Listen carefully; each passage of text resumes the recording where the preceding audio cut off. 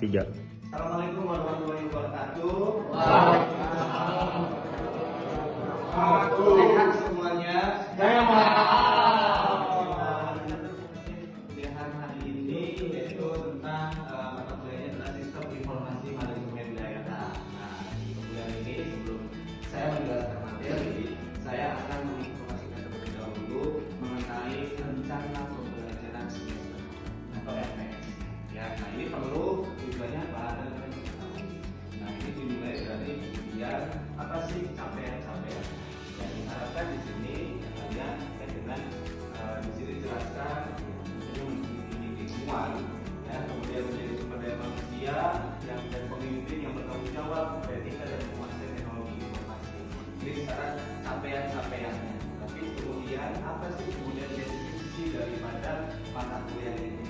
Jadi deskripsinya adalah di sini dijelaskan terkait dengan ada beberapa hal.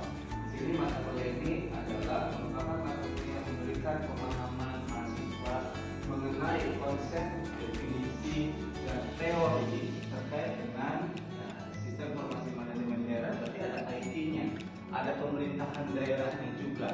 Nah, selain itu juga ada bahan-bahan kajiannya. Kurang lebih bahan kajiannya itu saya pikir ya, secara gambaran garis besarnya ada garis besarnya ada 8. Inilah kemudian selama satu semester ke depan apa saja yang kemudian perlu kita bahas secara bersama terkait dengan kuliahannya, tugas dan lain-lain sebagainya. Nah, nanti ini untuk pelaksanaan ini kita bahas bersama-sama. Juga dengan kemudian bobotnya, bagaimana penilaian dan lain sebagainya. Maka ya, semuanya ini ada di sini semua disediakan. Termasuk ini adalah bahan-bahan ajar terkait dengan satu semester ke depan. Dan sama satu semester 16 kali pertemuan terbagi ada beberapa pertemuan. Di pertemuan 8 itu ada yang namanya ujian akhir semester. Ya, nanti setelah itu lanjut lagi sampai nanti ada di pertemuan terakhirnya pertemuan ke-16 itu terkait dengan ujian akhir semester. Kurang lebih demikian terkait dengan rancangan pembelajaran semester ke depannya ya selama satu semester. Ada yang perlu ditanyakan mungkin teman-teman? Cukup. Terkait dengan tugasan RPS-nya. Baik ya, kalau begitu saya lanjutkan ke materinya. 3. Baik, informasi juga menjadi salah satu bentuk hal yang penting dan bisa juga kemudian dianggap membahayakan. Apa kemudian menjadi penyebab kesalahan informasi itu sendiri atau miskomunikasi atau disinformasi itu sendiri terkait dengan apa? Dia ada dengan cara-caranya. Satu, pertama itu kita perlu controlling. Ya, controlling itu mengontrol sistem untuk menemukan siapa kemudian yang menjadi sumber masalah. Karena informasi itu diolah berasal dari data, maka perlu diketahui siapa yang mengolah data tersebut. Ya, perlu dilihat kembali, dikaji ulang kembali. Artinya dari sisi mana kesalahan itu terjadi. Kemudian cari solusinya agar kemungkinan besar terjadi kesalahan itu dapat diminimalisir. Kemudian pemeriksaan internal dan eksternal. Ya tadi yang terkait dengan pemeriksaan eksternal internal. Ini berarti semua aspek, semua indikator. Tidak hanya sistem secara computerized misalnya, atau sistem secara aplikasinya, atau webnya, atau apapun, tapi di sini juga siapa? Humannya, manusianya dicek juga. Ya, apakah mungkin ini bisa terjadinya dari dalam lingkup dari pemerintahannya atau dari instansi atau dinas atau yang mengelola informasi tersebut, atau bisa juga dari faktor eksternal, berarti dari faktor luar. Siapa kemudian faktor luar? Yang faktor luar di sini bisa saja lingkungan, ya, masyarakat. Jika kemudian pemerintah sudah punya sistem yang bagus, yang baik, tetapi kemudian minim partisipasi masyarakat, maka itu juga salah satu kendala. Oke, berikutnya adalah penambahan batas ketelitian data. Ketelitian datanya itu ada batasan. Ya, artinya berarti ya mungkin di sini data yang diupload atau data yang diperoleh pun juga tidak melebihi kapasitas, harus menyesuaikan. Data yang diperoleh harus disesuaikan dengan yang nantinya informasi yang akan disampaikan. Harus sinkron, ada kesinkronan. Kemudian instruksi dari pemakai yang terprogramnya secara baik dan tepat menilai adanya kesalahan yang mungkin terjadi. Ya di sini harus paham stakeholdersnya siapa sih, apa targetnya, apa capaiannya, yang terkait dengan agar ya tadi dapat diminimalisir kesalahan ataupun kekurangannya. Baik, ada yang ditanyakan mungkin mengenai materi pada pagi hari ini sebelum dilanjutkan atau membahas ke topik yang lainnya? Silakan. Ada yang ditanyakan? Ya, Rama? Cukup? Dewi? Cukup? Jelas? Paham? Baik. Kalau paham, saya lanjutkan ke materi berikutnya. Action. Baik ya, jika tadi sudah saya jelaskan terkait dengan rencana pembelajaran semester atau RPS-nya, maka kita lanjutkan bersama-sama. Kemudian sebagai pengawal ini apa sih kemudian yang diketahui atau dipahami tentang sistem? Apa sistem? Sansan? Media. Wadah apa? Wadah apa? Sistem apa? Kalau yang Sansan pahami tentang sistem itu apa sih? Wadah buat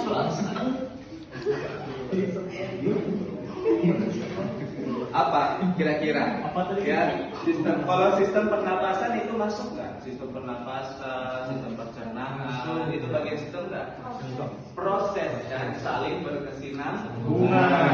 Nah, kemudian di dalam manajemen daerah sendiri pun juga memiliki sebuah sistem. Ada sistemnya yang saling berhubungan satu sama lain.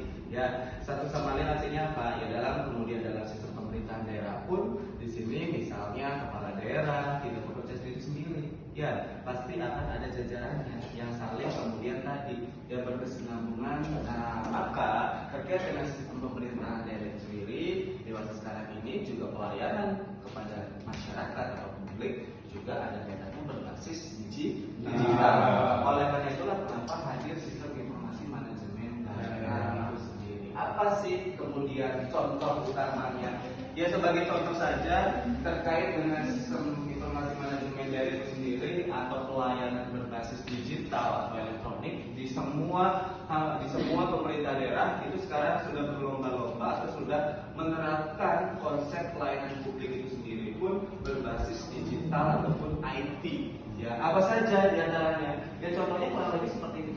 Ya, ada beberapa lokasi atau pemerintahan daerah sendiri pun yang kemudian ya di sini apa? Mencoba untuk hadir ya pelayanannya tidak hanya melayani secara manual, tapi juga pelayanannya sudah hadir melalui platform digital. Fungsinya adalah lebih efektif, efisien dari segi waktu, pembiayaan dan lain-lain sebagainya. Juga sebagai bentuk transparansi anggaran dan pelayanan lebih cepat dan lebih mudah. Di antaranya ada e-planning, dimudahkan alokasi, kemudian ya ada macam-macam. Setiap pemerintah daerah ini memiliki nama ya ataupun istilahnya sendiri-sendiri disesuaikan dengan kebijakan ataupun ketentuan yang ada di pemerintah tersebut.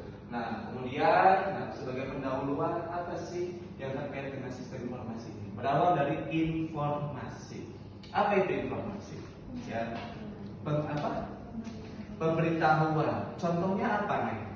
Yang masuk dalam konsep informasi itu apa? pemberitahuan bebas pajak. Bebas pajak. Selain itu apa aja sih masyarakat perlu informasi apa? Selain bebas pajak, pelayanan publik misalnya perlu tahu nggak?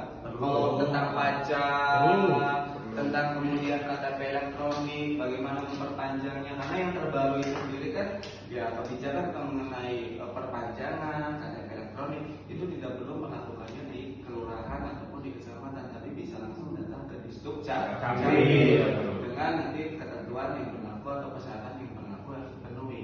Ya, nah di beberapa Disduk Capil ya itu sudah menerapkannya secara online atau secara digital, berbasis digital terkait dengan apa? Mungkin dalam artian sini terkait dengan tadi mulai daripada informasinya, ya kemudian juga persyaratan, pemenuhan dan sebagainya. Maka di sini hadir terkait dengan apa sih informasi itu sendiri. Di sini dijelaskan Informasi merupakan salah satu sumber daya yang perlu ditata dan dikelola dalam penyelenggaraan pemerintahan yang jelas.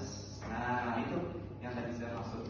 Artinya informasi itu perlu disampaikan, perlu dikelola agar jangan terjadi yang namanya miskomunikasi, agar tidak terjadi salah informasi, salah persepsi, salah pemahaman. Maka informasi merupakan garda terdepan terkait dengan ya tadi penyampaian informasinya itu sendiri. Kemudian dari teori dijelaskan bahwasanya informasi terdiri dari data yang diambil, data diambil, diolah. Setelah diambil itu diolah. Ya, artinya yang hadir ke masyarakat informasi dari pemerintah itu adalah sudah berupa apa? Pengolahan data, pengolahan data yang maksimal, pengolahan data yang benar. Ya, oke. Baik, selanjutnya ini adalah video yang ketiga. Kemudian saya akan membahas mengenai karakteristik dari suatu sistem itu sendiri. Setelah tadi kita atau di video sebelumnya membahas mengenai definisi sistem, maka di kesempatan ini, di video yang sekarang ini akan membahas atau akan dibahas mengenai karakteristik daripada suatu sistem itu sendiri. Nah, sistem juga memiliki karakteristik, diantaranya satu, suatu sistem memiliki suatu komponen. Ya, kemudian ada batas, ada lingkungan, ada penghubung, dan masukan. Yang pertama dulu akan saya jelaskan apa yang dimaksud dengan komponen. Komponen dalam suatu sistem adalah segala sesuatu yang menjadi bagian penyusun sistem itu sendiri. Yaitu komponen sistem dapat juga berupa benda yang secara nyata ataupun abstrak. Kemudian adanya batasan atau boundary. Ya, batas suatu sistem diperlukan untuk membedakan antara satu sistem dengan sistem yang lainnya. Tanpa adanya suatu batasan ini, maka sistem sangat sulit untuk didefinisikan ataupun untuk digeneralisasikan secara lebih detail. Ya, oleh karena itulah dalam suatu sistem dibutuhkan ada batasan. Kemudian yang berikutnya yang ketiga adalah lingkungan, environment. Ya, nah lingkungan dalam suatu sistem ini adalah segala sesuatu yang berada di luar daripada sistem itu sendiri. Lingkungan ya dapat menguntungkan ataupun merugikan. Artinya seperti dua sisi mata uang. Ada dampak positif, bisa juga berdampak negatif. Lingkungan yang menguntungkan akan selalu memerintahkan untuk menjaga keberlangsungan suatu sistem itu sendiri. Sedangkan lingkungan suatu sistem yang merugikan akan diupayakan agar mempunyai pengaruh seminimal mungkin, bahkan jika mungkin ditiadakan atau dihilangkan. Kemudian berikutnya adalah adanya connecting, penghubung, antar muka atau interface, antar komponen, yaitu disebut juga segala sesuatu yang bertugas menjembatani hubungan ya antara komponen dalam suatu sistem itu sendiri. Penghubung atau antarmuka atau interface merupakan sarana yang memungkinkan setiap komponen saling berinteraksi dan berkomunikasi dalam rangka menjalankan fungsi ataupun masing-masing komponen tersebut. Yaitu yang berikutnya adalah mempunyai atau adanya input ya, masukan, yaitu segala sesuatu yang perlu dimasukkan. Maksudnya di sini adalah berupa data ya, yang masukannya di sini adalah ke dalam suatu sistem sebagai bahan yang akan diolah lebih lanjut ya. Contohnya misalnya suatu informasi sebelum hadirnya suatu website, aplikasi. Tentunya aplikasi itu sebelum digunakan oleh pengguna atau masyarakat harus ada kontennya dulu dong, harus ada isinya dulu, diinput lah. Apa misalnya? Sistem perpajakan online, dan lain-lain sebagainya contohnya, maka akan diinput data-datanya. Nah, di sini dijelaskan ya dalam sistem informasi manajemen, masukan disebut juga sebagai data. Oke, berikutnya adalah mengenai karakteristik berikutnya adalah pengolahan, yaitu sistem yang mempunyai peran utama mengolah masukan agar menghasilkan keluaran yang berguna bagi para pemakainya. Dalam sistem informasi atau dikenal dengan sistem informasi manajemen atau SIM, pengolahan adalah berupa program aplikasi komputer yang dikembangkan untuk keperluan khusus. Ya, berikutnya adalah output. berupa berbagai macam bentuk keluaran yang dihasilkan oleh komponen pengolahan. Dalam sistem informasi manajemen, output adalah informasi yang dihasilkan oleh program aplikasi yang akan digunakan oleh para pemakai sebagai bahan pengambil keputusan. Misalnya, pemerintah dalam membuat suatu kebijakan, pemerintah dalam suatu menentukan peraturan. Ya, inilah yang dimaksud dengan output. Kemudian berikutnya adalah sasaran dan tujuan. Sasaran sistem adalah apa yang ingin dicapai oleh sistem untuk jangka waktu yang relatif pendek. Sedangkan tujuan merupakan kondisi ataupun hasil akhir yang ingin dicapai oleh sistem itu sendiri. Ya, tentunya dalam jangka waktu yang panjang. Dalam hal ini, sasaran merupakan hasil daripada setiap tahapan tertentu yang mendukung adanya suatu upaya pencapaian tujuan itu sendiri, tentunya yang sudah ataupun yang di awal telah ditetapkan atau ditentukan. Kendali berikutnya atau kontrol, ya jelas sistem harus memiliki kontrol, mempunyai peran utama menjaga agar proses dalam sistem dapat berlangsung secara normal sesuai batasan yang telah ditetapkan sebelumnya. Dalam sistem informasi manajemen, ya kontrol ataupun kendali itu sendiri dapat berupa validasi suatu masukan, validasi proses maupun validasi keluaran yang dapat dirancang dan dikembangkan secara terprogram. Kemudian ya berikutnya adalah adanya feedback ataupun umpan balik. Nah, umpan balik di sini dimaksud adalah diperlukan oleh bagian kendali atau kontrol itu sendiri. Contohnya misalnya ketika ada survei mengenai kepuasan layanan pemerintah terhadap masyarakat, maka feedback-nya itu apa? Contohnya misalnya dengan mengisi kuesioner atau mengisi Google Form dan lain sebagainya. Nah, di sini hasil daripada survei tersebut dijadikan sebagai kontrol atau katakanlah bisa juga sebagai bagian daripada kendali. Kendali di sini adalah bagian kendali untuk mengecek terjadinya apakah adanya penyimpangan proses dalam suatu sistem itu sendiri, dan kemudian bisa juga dijadikan sebagai pengembaliannya ke dalam kondisi yang normal. Oke, berikutnya ya. Klasifikasi sistem. Sistem dapat diklasifikasikan menjadi beberapa, diantaranya adalah secara fisis, ya fisis sistem dan sistem abstrak. Fisis yaitu sistem yang komponennya berupa benda nyata, ya sedangkan abstrak sistem yang komponennya tidak dapat dilihat atau abstrak atau tidak bisa dijamak.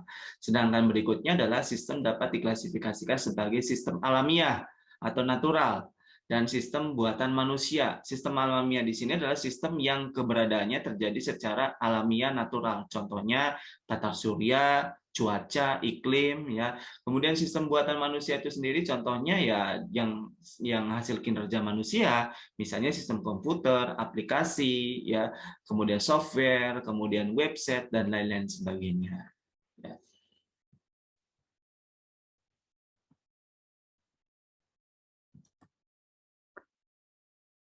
Hey guys, kita ketemu lagi di video berikutnya, yaitu kita akan membahas mengenai definisi suatu sistem informasi manajemen.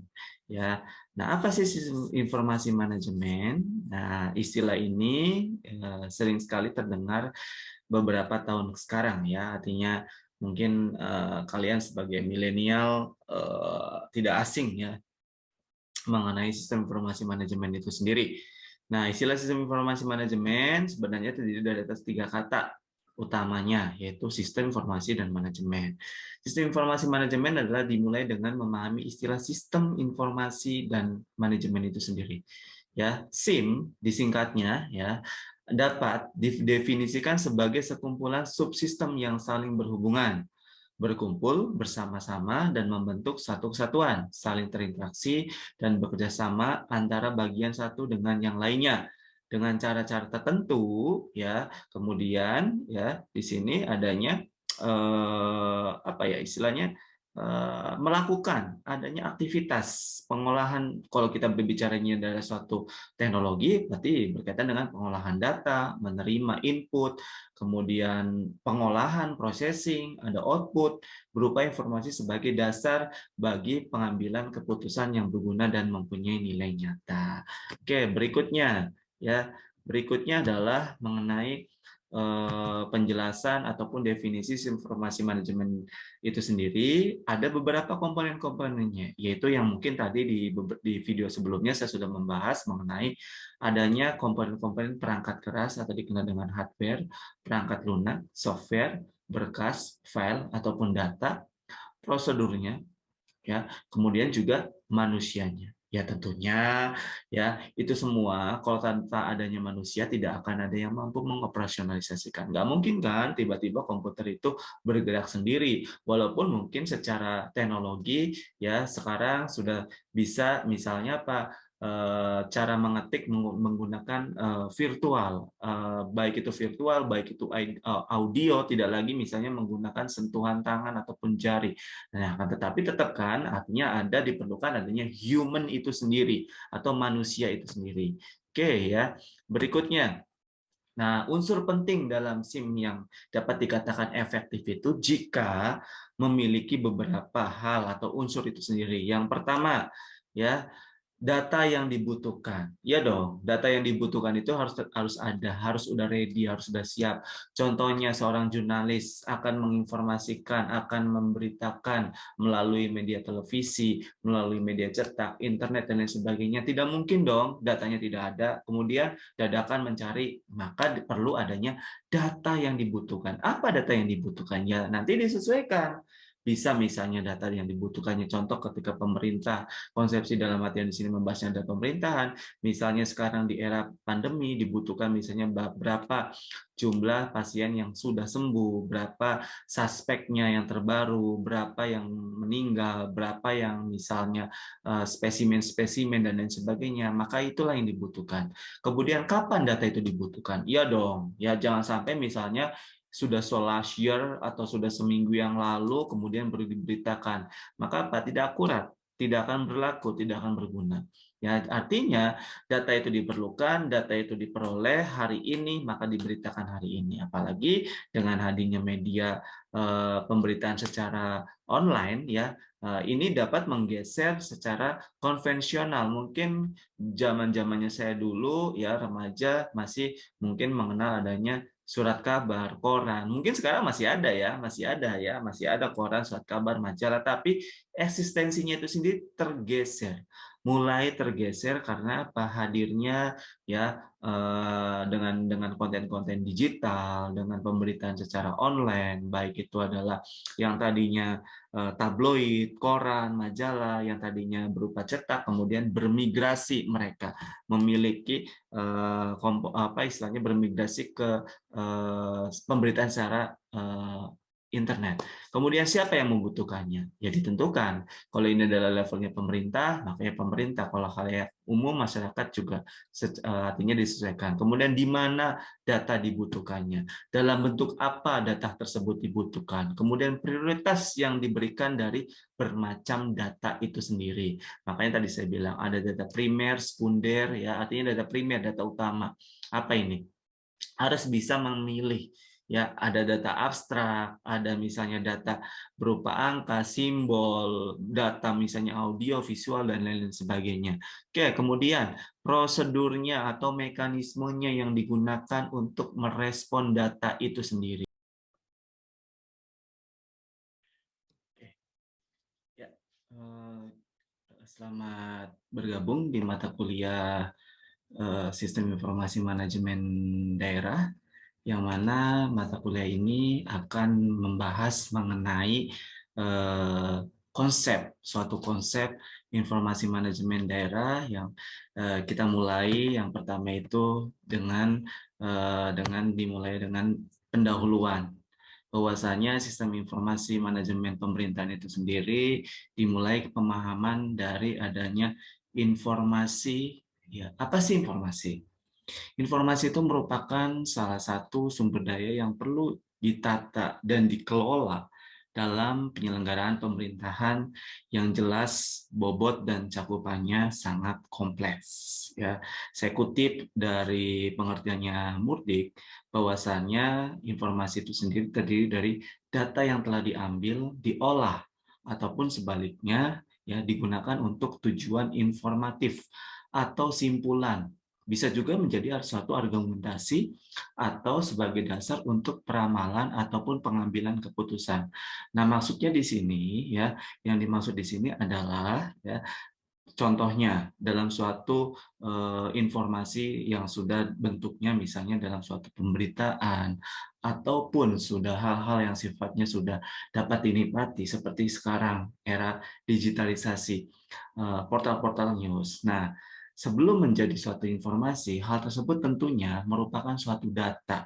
Data yang diolah ya sedemikian rupa, bisa berupa simbol, angka dan lain-lain sebagainya yang kemudian juga digunakan berfungsi sebagai suatu simpulan.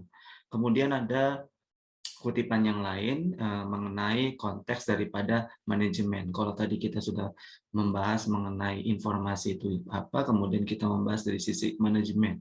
Saya kutip dari Serto, menerjemahkan informasi is the set of conclusion derived from the analysis of data that relate to the operation of a organization. Artinya ya, manajemen itu sendiri adalah ya salah satu ya dalam hal menganalisis data yang mana terkorelasi, terorganisir ya, termanage dengan baik. Contohnya tadi suatu informasi akan menjadi suatu informasi itu tidak mungkin langsung menjadi suatu informasi, akan tetapi ada dulu pengolahan datanya. Ya, misalnya seorang wartawan ketika dia akan mencari informasi, maka dia terlebih dahulu mencari data, mengumpulkan data, kemudian mengolah data dan menjadikan data tersebut kemudian suatu informasi yang berguna dan bermanfaat. Nah, kemudian ada definisi yang lainnya bahwasanya ya sistem informasi itu adalah is a network of application established within an organization to provide manage with information that will assist them in the decision making. Artinya dalam mengambil keputusan pun juga diperlukan. Artinya sistem informasi itu sendiri diperlukan dalam suatu pengambilan keputusan yang mana digunakan oleh para stakeholders ataupun contoh misalnya dalam hal kepemimpinan ataupun leadership. Dalam artian di sini konsepnya adalah pemerintahan daerah misalnya, atau misalnya pemerintah. Dalam hal pengambilan keputusan itu membutuhkan adanya ya tadi manajemen yang baik, kemudian juga informasi yang tepat guna. Nah, di sini adanya sistem informasi, yang mana sistem informasi yang dimaksud adalah ya sistem informasi yang bermanfaat tentunya. Oke, berikutnya adalah sistem informasi manajemen pemerintahan. Dalam praktiknya, sistem informasi ini adalah jaringan yang terdapat dalam suatu organisasi yang membuat para pimpinan dapat mengakses informasi secara berkelanjutan. Seperti yang tadi di awal sudah disampaikan. Artinya, ya, mengenai informasi itu sendiri, sistem itu dibuat sedemikian rupa, termasuk dalam hal di sini adalah suatu sistem informasi akan ada manfaatnya, akan ada fungsinya, akan ada keuntungannya. Bagi siapa? Tidak hanya untuk khalayak luas saja, tetapi di sini juga dalam konteks pemerintahan ini berguna. Untuk siapa? Untuk seorang pimpinan. Bisa di sini adalah bupati, wali kota, gubernur, atau bisa saja misalnya antara atasan dan bawahan dalam konteks kinerja. Ya, misalnya di dinas, di suatu instansi dan lain sebagainya, yang mana ya pimpinan ini dapat mengakses informasi secara berkelanjutan, mengetahui jumlah pegawainya, mengetahui tingkat kedisiplinannya, mengetahui hasil survei kinerja dan lain sebagainya. Oke, pada umumnya suatu sistem informasi ditandai dengan adanya penggunaan